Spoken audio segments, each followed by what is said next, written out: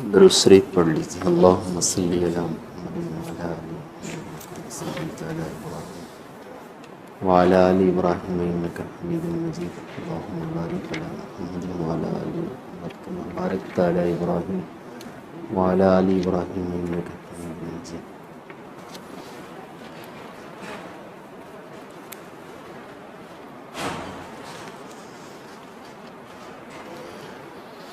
اعوذ باللہ من الشیطان الرجیم، بسم اللہ الرحمن الرحیم۔ لیس البر ان تولوا وجوہکم قبل المشرق والمغرب ولکن البر من آمن باللہ والیوم الآخر والملائکة والکتاب والنبیین وآت المال على حبه ذوی القربى والیتامى والمساکین وابن السبیل والسائلین وفی الرقاب واقام الصلاة وآت الزکاة والموفون بعهدهم اذا عاهدوا والصابرین فی البأساء والضراء وحین البأس اولئک الذین صدقوا واولئک هم المتقون۔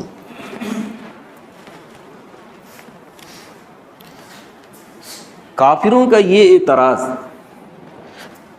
دین اسلام پر کہ نبی اکرم کبھی خانہ کعبہ کی طرف نماز پڑھ رہے ہیں، کبھی 16-17 مہینے تک بیت المقدس کی طرف نماز پڑھ رہے ہیں، پھر کبھی پڑھنے لگے خانہ کعبہ کی طرف۔ یہ عجیب و غریب ان کا اعتراض تھا۔ تو یہ کبھی خانہ کعبہ نبی اکرم کا بیت اللہ ہو جاتا تھا، 16-17 مہینے تک بیت المقدس کی طرف رہا، پھر اس کے بعد بیت اللہ کر دیا گیا۔ تو کافروں نے یہ اعتراض شروع کیا کہ یہ کون سا دین ہے، کیا ہو رہا ہے۔ اللہ تبارک و تعالیٰ نے بہت آسان لہجے میں جواب دیا کہ سارا دین اور سارا بھلائی کا کام صرف یہی سمجھ لیے ہو کہ نماز ادھر کیوں ہو رہی ہے، ادھر کیوں ہو رہی ہے، ادھر کیوں ہو رہی ہے۔ اللہ تعالیٰ نے بھلائی کا کام بتایا کہ ہے کیا، 4 چیزیں۔ اپنے عقیدے کو ٹھیک کرو۔ نمبر 1، اپنے عقیدے کو ٹھیک کرو۔ نمبر 2، اللہ کی فرما برداری اور اطاعت میں لگو۔ نمبر 3، اپنے معاملات کو ٹھیک کرو۔ نمبر 4، اپنے اخلاق کو ٹھیک کرو۔ یہ ساری چیزیں بھلائی کی ہیں۔ اس اختلاف میں تم کیوں پڑ گئے کہ کبھی ادھر نماز ہو رہی ہے، کبھی ادھر نماز ہو رہی ہے، پھر کبھی ادھر نماز ہو رہی ہے۔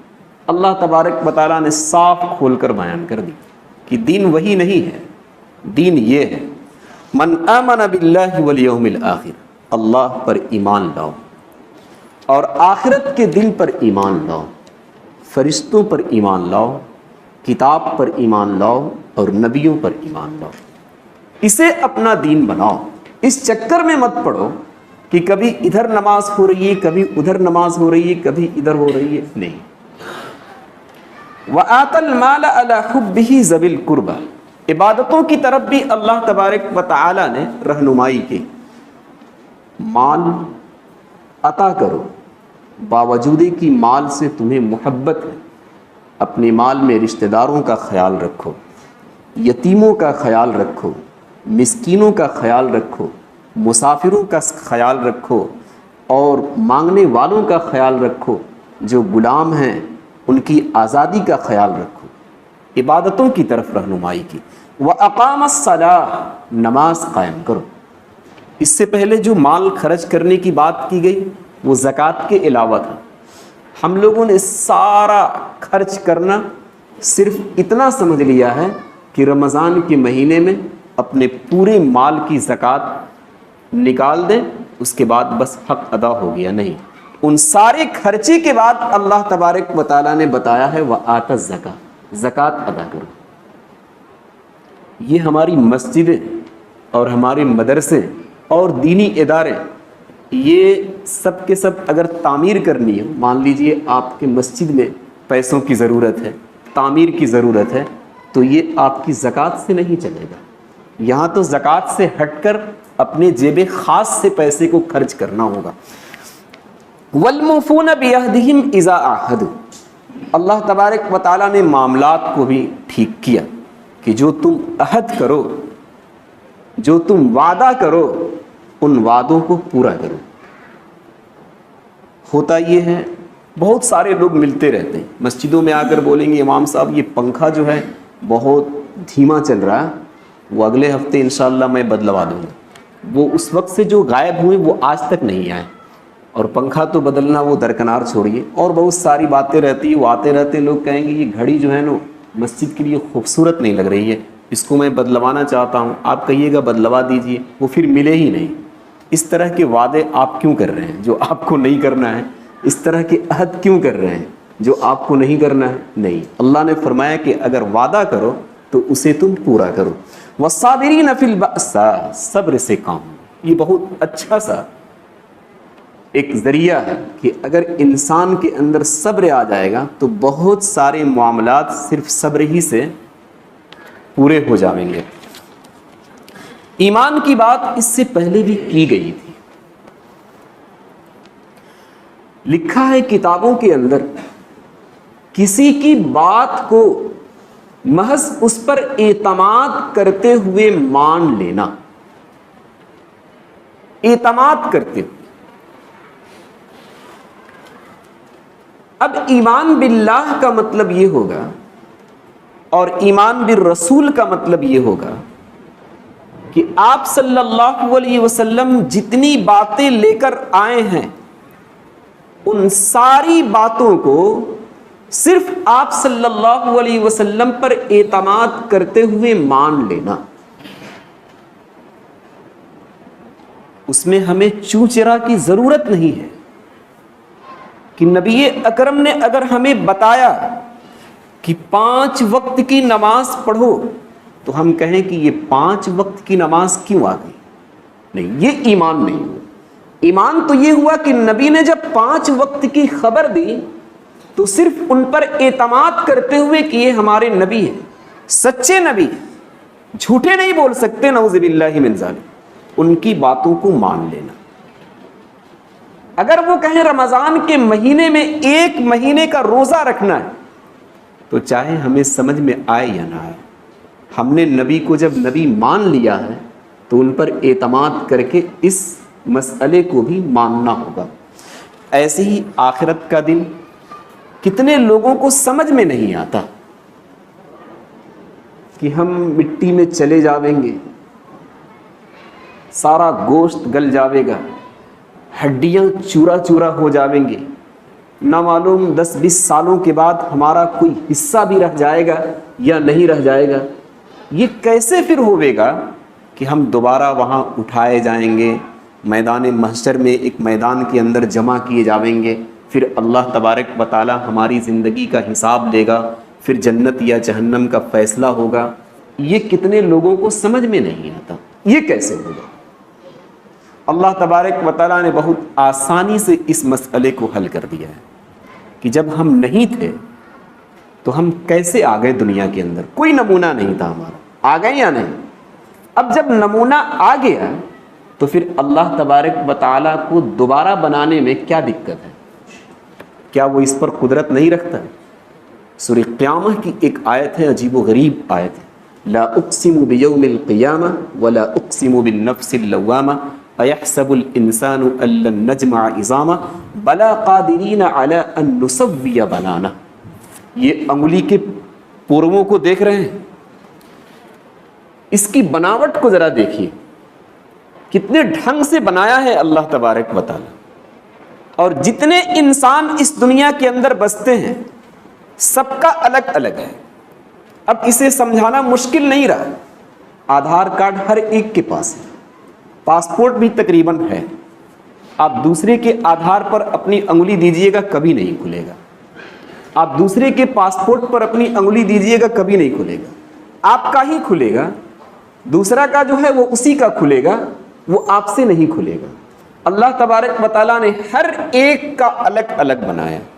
اللہ نے فرمایا کہ قیامت کے دن جب ہم دوبارہ زندہ کریں گے تو یہ جیسے دنیا میں تھا ویسے ہی ہم بنا دیں گے۔ اب کیسے وہ سمجھایا؟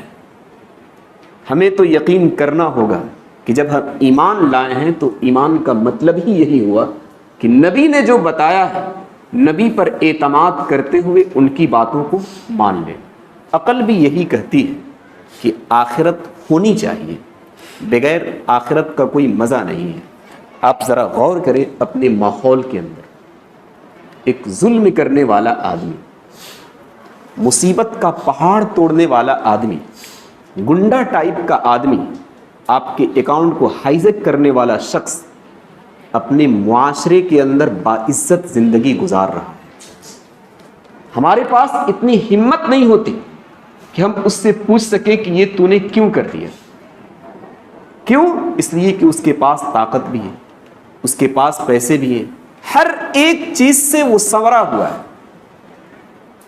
تو یا تو آپ کہہ دیجئے کہ اس نے کام ٹھیک کیا ہے، یا پھر آپ کہیے کہ نہیں، ایک دن ایسا ہونا چاہیے کہ ہم آج تو اس سے نہیں پوچھ پا رہے ہیں، لیکن ایک دن ایسا ہوگا کہ جس دن اس سے پوچھا جائے گا کہ تو نے ایسا کیوں کیا۔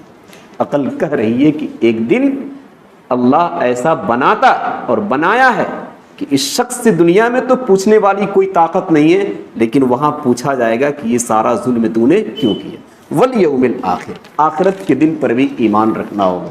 والملائکۃ، ملائکہ جو اللہ کے فرشتے، کافروں نے کیا کام کیا تھا؟ فرشتوں کو اللہ تبارک و تعالیٰ کی بیٹیاں قرار دیا تھا کہ یہ فرشتے اللہ کی بیٹیاں ہیں۔ نہیں، فرشتوں کے بارے میں ایمان ہمارا اور آپ کا یہ ہونا چاہیے کہ وہ اللہ کی اطاعت کرنے والے اور فرما برداری کرنے والے بندے ہیں۔ اللہ تعالیٰ جو حکم دیتا ہے وہ مکمل طریقے پر اسے بجا لاتے ہیں، اور ہر وقت وہ تیار رہتے ہیں کہ اللہ تبارک و تعالیٰ کس کام کا ہمیں حکم دے رہا ہے۔ والکتاب، آسمانی جتنی کتابیں ہیں ان سب پر بھی ایمان رکھنا ہوگا۔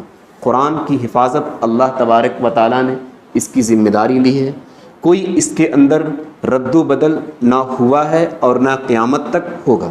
اور جو کتابیں ہیں توریت، زبور، انجیل، اس کی حفاظت کی ذمہ داری اللہ نے نہیں لی تھی، تو اس کے اندر رد و بدل کا ہونا احتمال ہوا ہے کہ ہو گیا ہوگا، ورنہ قرآن ایک ایسی کتاب ہے کہ اس کے اندر رد و بدل نہیں ہے۔ ان ساری آسمانی کتابوں پر ایمان لانا ہوگا۔ والنبیین، جتنے انبیاء گزرے ہیں، آدم علیہ السلام سے لے کر نبی اکرم صلی اللہ علیہ وسلم تک، سب پر ایمان لانا ہوگا کہ سب اللہ کی طرف سے بھیجے جانے والے انبیاء تھے۔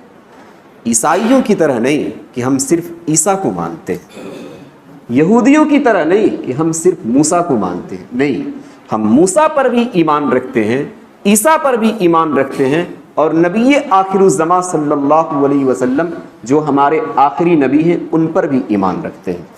وَآتَى الْمَالَ عَلَى حُبِّهِ ذَوِي الْقُرْبَى، اللہ نے فرمایا کہ عبادتوں کی طرف بھی رخ کرو، صرف پچھم پورب کے چکر میں مت رہو کہ اس طرح کی نماز، اس طرح کی نماز، یہ نماز کیوں ہو رہی ہے۔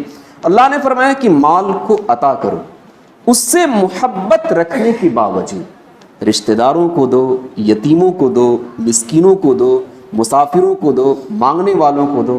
ان سارے حضرات کو اپنے جیب خاص سے جو اللہ تبارک و تعالیٰ نے آپ کو دیا ہے آپ خرچ کریں۔ اور صحابہ کرام رضوان اللہ علیہم اجمعین نے اس کام کو کر کے دکھایا۔ ابو ہریرہ رضی اللہ تعالی عنہ کی ایک روایت ہے کہ ایک صاحب ایک صحابی کے یہاں مہمان ہوئے۔ صحابی کے پاس اپنا کھانے کے علاوہ اور بیوی اور بچوں کے کھانے کے علاوہ کچھ نہیں تھا۔ مہمان بن گئے، وہ دسترخوان لگ گیا۔ اہلیہ سے انہوں نے فرمایا کہ جب ہم دونوں دسترخوان پر بیٹھیں گے تو چراغ کو بجھا دینا۔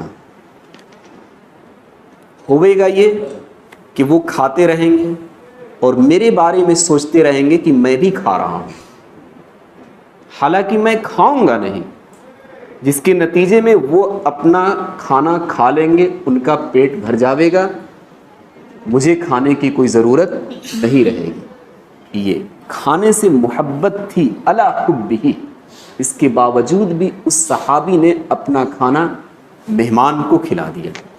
ایک صاحب آپ صلی اللہ علیہ وسلم کی خدمت میں آئے، کافی بھوکے پیاسے تھے۔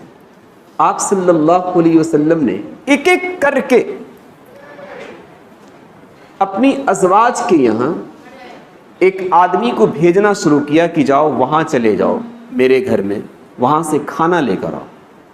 جتنی نبی اکرم صلی اللہ علیہ وسلم کی بیویاں تھیں، جانے والا ہر ایک کے گھر چلا گیا لیکن کچھ ملا نہیں۔ ایک انصاری صحابی تیار ہوئے، انہوں نے کہا کہ ان کو میں اپنے گھر لے جاتا ہوں۔ وہاں لے جانے کے بعد انہوں نے چراغ گل کر کے اپنا کھانا کھلا دیا اور پورا شکم سیر ہو گئے۔ آپ صلی اللہ علیہ وسلم کی خدمت میں حاضر ہوئے، پورا واقعہ سنایا کہ حضرت کھانے کا تو کچھ نہیں تھا، صرف میرا ہی کھانا رکھا ہوا تھا، میں نے ان کو کھلا دیا۔ آپ صلی اللہ علیہ وسلم نے اس گھر کے لیے کھانے کی اور برکت کی دعائیں کی۔ عبداللہ ابن عمر رضی اللہ تعالی عنہ کی ایک روایت ہے، ایک شخص نے ایک صحابی کو بکری کا سر بنا کر تیار کر کے ہدیے میں دیا۔ صحابی نے قبول کر لیا۔ انہوں نے دیکھا کہ ہم سے تو زیادہ ضرورت مند فلاں شخص ہے، وہ سر بنا بنایا فلاں شخص کے یہاں بھیجوا دیے۔ ان کے پاس جب وہ پہنچا، انہوں نے دیکھا کہ ہم سے تو زیادہ محتاج وہ شخص ہے۔ انہوں نے تیسرے کے پاس بھیجوا دیا، تیسرے نے چوتھے کے پاس بھیجوا دیا۔ پھر ہوا یہ کہ وہ لوٹ کر وہیں آ گیا جہاں سے وہ چلا تھا۔ علی حبہ، ہر ایک کو اس کھانے کی ضرورت تھی، محبت کے باوجود بھی وہ سب اللہ کے نام پر ایک دوسرے کی ضرورت کو پوری کرتے رہے۔ عمر ابن خطاب رضی اللہ تعالی عنہ کا ایک واقعہ ہے۔ انہوں نے اپنے غلام کو 400 دینار دے کر ابو عبیدہ الجراح کی خدمت میں بھیجا اور فرمایا کہ وہاں یہ پیش کرنے کے بعد تھوڑی دیر ٹھہر جانا، اس کے بعد ہی یہاں آنا۔ یہ شخص ابو عبیدہ الجراح کی خدمت میں حاضر ہوا۔ 400 دینار ابو عبیدہ الجراح نے لے کر اپنے پاس رکھا اور ایک ایک کر کے غریب، مسکین، فقیر، رشتہ دار وغیرہ آتے رہیں، سب کو خرچ کرتے چلے گئے۔ چند منٹ نہیں لگے، سارے پیسے ابو عبیدہ الجراح نے اللہ کے راستے میں دے دیا۔ جب پیسے ختم ہو گئے تو وہ عمر ابن خطاب کا خادم عمر ابن خطاب کے پاس لوٹا۔ عمر ابن خطاب نے فرمایا کہ کیا ماجرا دیکھا وہاں پر؟ اس خادم نے بتایا کہ حضرت میں تو چند ہی منٹ بیٹھا تھا، چند منٹ کے اندر ابو عبیدہ الجراح نے آپ کا 400 دینار دیا ہوا غریبوں، فقیروں، مسکینوں اور رشتہ داروں میں خرچ کر دیا۔ پھر عمر ابن خطاب نے 400 دینار دیے اور فرمایا کہ معاذ ابن جبل کے پاس چلے جاؤ، ان کو دے دینا، کہنا کہ عمر ابن خطاب کی طرف سے ہدیہ ہے۔ وہاں بھی بیٹھ جانا کہ وہ کیا کرتے۔ خادم لے کر وہاں پہنچے۔ معاذ ابن جبل کے پاس فقراء، مساکین آتے رہتے تھے، انہوں نے بھی بانٹنا شروع کر دیا۔ بانٹتے بانٹتے 4 درہم بچ گئے۔ ان کی بیوی گھر سے دوڑی ہوئی آ گئی، انہوں نے کہا کہ مجھے بھی دے دیجیے۔ 4 درہم اٹھا کر اپنی بیوی کو دے دیا۔ چند منٹوں کے اندر سارا ہی خرچ ہو گیا۔ عمر ابن خطاب کا خادم عمر کے پاس لوٹا، کہا کہ حضرت معاذ ابن جبل نے بھی وہی کام کیا جو ابو عبیدہ الجراح نے کیا، کہ تھوڑی ہی دیر میں سارا کا سارا تقسیم کر دیا۔ عمر ابن خطاب نے فرمایا کہ یہ دونوں ایک ہی عادت کے لوگ ہیں اور ایک ہی صفت کے لوگ ہیں، کہ مالوں سے محبت رکھنے کے باوجود غریبوں، فقیروں، مسکینوں کو دینے میں ذرہ برابر انہیں جھجک محسوس نہیں ہوتی۔ اللہ نے وہی فرمایا وَآتَ الْمَالَ عَلَى حُبِّهِ ذَوِي الْقُرْبَى، کہ مال سے باوجود کہ تمہارا مال محبوب ہے، تمہیں اس کی ضرورت بھی ہے، لیکن اس ضرورت میں سے ہی اپنے رشتہ داروں پر خرچ کرو، اپنے یتیموں پر خرچ کرو، مسکینوں پر خرچ کرو اور مسافروں پر خرچ کرو، اور مانگنے والوں پر خرچ کرو۔ حضرت عائشہ رضی اللہ تعالی عنہ کی ایک روایت ہے کہ ان کے گھر میں صرف ایک روٹی تھی، اور وہ بھی اس دن حضرت عائشہ روزے سے تھی۔ اس روٹی کو افطاری کے طور پر اسے استعمال کرنا تھا۔ جب تک مانگنے والی ایک عورت آ گئی، حضرت عائشہ نے اپنی خادمہ سے فرمایا کہ وہ ایک روٹی جو رکھی ہوئی ہے اس مانگنے والی کو دے دو۔ خادمہ نے فرمایا کہ وہ تو آپ کے لیے افطار کے طور پر ہے، اگر ہم نے دے دیا تو آپ افطار کیسے کریں گے؟ حضرت عائشہ رضی اللہ تعالی عنہ نے فرمایا کہ تم پہلے دے تو دو۔ خادمہ نے اس روٹی کو اٹھایا اور مانگنے والی عورت کے سپرد کر دیا۔ اب ویسے ہی پورا دن گزرتا رہا، افطاری کا ٹائم بالکل ہونے والا تھا۔ اللہ تبارک و تعالیٰ نے نامعلوم کس کی طرف سے پوری بھنی ہوئی بکری اور اس پر آٹے کا لیپ لگایا ہو، جو عرب کے اندر آج بھی مرغوب سمجھا جاتا ہے، وہ عائشہ کی خدمت میں ہدیتاً آ گیا۔ حضرت عائشہ نے خادمہ کو بلایا، کہا کہ لو، تم ایک روٹی خرچ کیے تھے، یہ پوری بکری آ گئی خدمت میں، تم بھی کھاؤ اور ہم بھی کھا رہے ہیں۔ الا حبہ ذوی القربى، مال سے باوجود کی محبت رکھتے ہو لیکن پھر بھی رشتہ داروں پر خرچ کرو، یتیموں پر خرچ کرو، مسکینوں پر خرچ کرو، اور مسافروں پر خرچ کرو، مانگنے والوں پر خرچ کرو، اور ایسے ہی جو غلام ہیں ان کو آزاد کرانے پر خرچ کرو۔ وَأَقَامَ الصَّلَاةَ، اللہ تعالیٰ نے نماز کی بھی تعلیم دی۔ نماز کی جہاں کہیں تعلیم دی گئی ہے، نماز کے بارے میں اللہ تبارک و تعالیٰ نے قائم کرنے کا لفظ استعمال کیا ہے۔ قائم کرنے کا مطلب معارف القرآن کے اندر لکھا ہوا ہے کہ نماز کے جتنے فرائض ہیں، جتنے واجبات ہیں، جتنی سنن ہیں، جتنے آداب اور مستحبات ہیں، ان سب کی رعایت کرتے ہوئے نماز پڑھنے کا نام ہے نماز قائم کرنا۔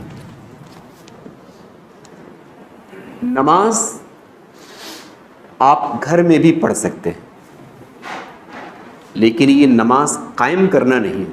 قائم کرنا تو یہ ہوا کہ جماعت کے ساتھ مسجد کے اندر پڑھنا، یہ ہے قائم کرنا۔ نماز آپ بے وقت بھی پڑھ سکتے ہیں۔ ظہر کی نماز آپ کی چھوٹ گئی، عصر بعد پڑھ لیں۔ عصر کی نماز چھوٹ گئی، مغرب بعد کتنے لوگ پڑھنا شروع کر دیتے، عشاء بعد بھی پڑھنا شروع کر دیتے۔ کچھ لوگ تو ایسے بھی ملے، وہ صبح سے شام تک کام کرتے ہیں، عشاء بعد آ کر ساری نماز وہ پڑھنا شروع کر دیتے ہیں، ان کے پاس ٹائم ہی نہیں۔ تو یہ سب نماز پڑھنا ہو، لیکن نبی نے جیسا قائم کرنے کا حکم دیا تھا، اللہ نے نماز کو قائم کرنے کا جو حکم دیا تھا وہ ہم نے نہیں کیا۔ قائم کرنے کا تو مطلب یہ ہے کہ ہم اہتمام کے ساتھ مسجد میں آئیں، جماعت کے ساتھ پڑھیں، وقت پر پڑھیں، ہر روز پڑھیں، ہر ٹائم کی نماز پڑھیں۔ یہ اللہ تبارک و تعالیٰ نے اقامت کا مطلب بیان کیا ہے کہ نماز قائم کرو۔ اور نماز کی فضیلتیں ایسی ہیں، قرآن کریم کے اندر دسیوں نہیں سینکڑوں جگہوں پر اللہ تبارک و تعالیٰ نے نماز کا حکم دیا ہے۔ اقیموا الصلاۃ، نماز قائم کرو۔ یا ایھا الذین آمنوا استعینوا بالصبر والصلاۃ، صبر کے ذریعے سے اور نماز کے ذریعے سے اللہ کی مدد طلب کرو۔ ان الصلاۃ تنہی عن الفحشاء والمنکر، نماز بے حیائیوں سے اور برائیوں سے روکتی ہے۔ ویل للمصلین الذین هم علی صلاتهم دائمون کا بھی لفظ آتا ہے کہ نماز کی پابندی اور اس پر دوام برتو اور استمرار اور ہمیشگی کے ساتھ اس پر قائم رہو۔ کہیں کہیں اللہ تعالیٰ نے یہ بھی فرمایا اقیموا الصلاۃ ولا تکونوا من المشرکین، نماز کو قائم کرو، کہیں ایسا نہ ہو کہ نماز چھوڑ کر تم مشرکوں میں سے ہو جاؤ۔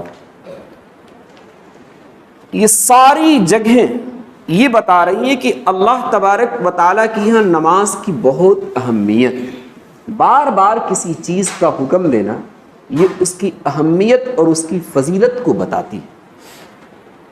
آپ اس کو مثال سے سمجھیے کہ ایک آقا اپنے غلام کو حکم دے اور وہ حکم کو ادا نہ کرے تو کیا آقا اس سے خوش ہوگا؟ نہیں ہے۔ والدین اپنے بیٹوں کو حکم دیں اور بیٹے اس حکم کی اطاعت نہ کریں تو کیا والدین خوش ہوں گے؟ ایک افسر اپنی ماتحت میں زندگی گزارنے والوں کو حکم دے اور وہ زندگی گزارنے والے افسر کی اطاعت نہ کرے، کیا افسر انہیں نوکری پر رکھے گا؟ نہیں، ناراضگی ہوے گی۔ ایک استاذ اور ٹیچر اپنے طالب علم اور اسٹوڈنٹ کو حکم دے اور وہ کام کر کے نہ لائے، کیا وہ صحیح سے پڑھائے گا؟ نہیں پڑھائے گا۔ ایسی اللہ تبارک و تعالی ہمیں صبح سے شام تک اپنی نعمتوں کے اندر رکھتا ہے۔ اس کے اتنے احسانات ہیں کہ اللہ تبارک و تعالیٰ نے صاف فرمایا کہ ہمارے احسانات اور انعامات کو تم شمار کرنا اگر چاہو گے تو شمار نہیں کر سکتے۔ صبح سے شام تک رزق کا انتظام ہم کرتے ہیں، چلتے پھرتے ہو ہمارے بلبوتے پر، بات کرتے ہو ہمارے بلبوتے پر، کام کرتے ہو، سنتے ہو، دیکھتے ہو، سب ہماری نعمتیں ہیں دی ہوئی جو میں نے تمہیں فری میں گفٹ کر رکھا ہے۔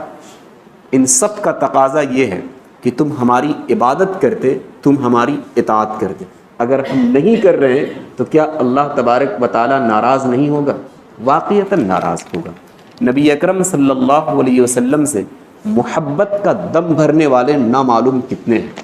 کچھ دن پہلے تو آپ کو پتہ بھی چلا ہوگا کہ یہ سب کے سب محمد صلی اللہ علیہ وسلم سے محبت رکھتے ہیں، عاشق رسول ہیں۔ نبی اکرم صلی اللہ علیہ وسلم نے صاف فرمایا قرۃ عینی فی الصلاۃ، میری آنکھوں کی ٹھنڈک نماز میں ہے۔ اگر میری آنکھوں کو تم اطمینان دینا چاہتے ہو، سکون دینا چاہتے ہو تو پھر نماز میں تم مشغول رہنا، میری آنکھوں کو ٹھنڈک پہنچتی رہے گی۔ سب کچھ کر گزرتے ہیں، جلوس عروس سب کچھ ہو جاتا ہے، لیکن نماز کی طرف کبھی ہمارا ذہن نہیں جاتا۔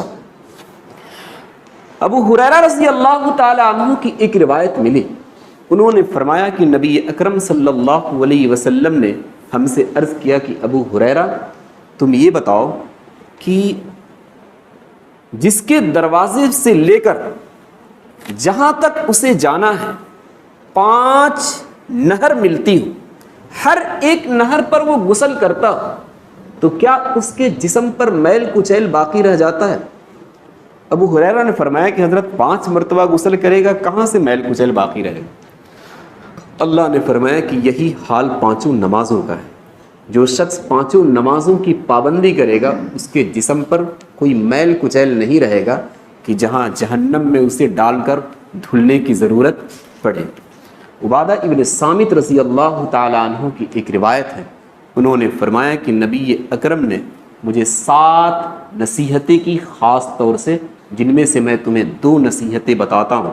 ایک تو یہ ہے کہ نبی اکرم صلی اللہ علیہ وسلم نے فرمایا کہ عبادہ ابن صامت، اللہ کے ساتھ کسی کو شریک مت کرنا، اگرچہ تمہیں سولی پر چڑھا دیا جائے، تمہارے گوشت کی بوٹیاں بوٹیاں کر دی جائے۔ دوسری وصیت اور نصیحت ہمیں یہ کی کہ تم نماز کی پابندی کرنا، کہیں ایسا نہ ہو کہ نماز چھوڑ کر تم کفر کے قریب نہ پہنچ جاؤ۔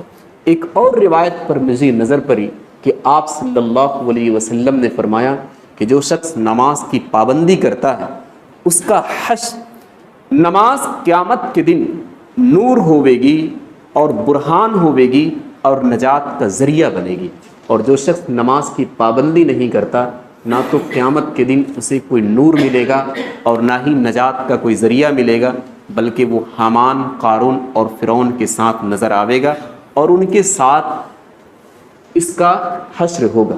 اس لیے نماز جیسی عبادت کی پابندی بہت ضروری ہے۔ قرآن کریم کا مطالعہ کرنے سے پتہ چلتا ہے کہ نماز کا اتنی مرتبہ حکم دیا گیا کہ اور کسی چیز کا اتنی مرتبہ حکم نہیں دیا گیا۔ اقام الصلاۃ، نماز کو قائم کریں، زکوٰۃ ادا کریں۔ سبحان اللہ۔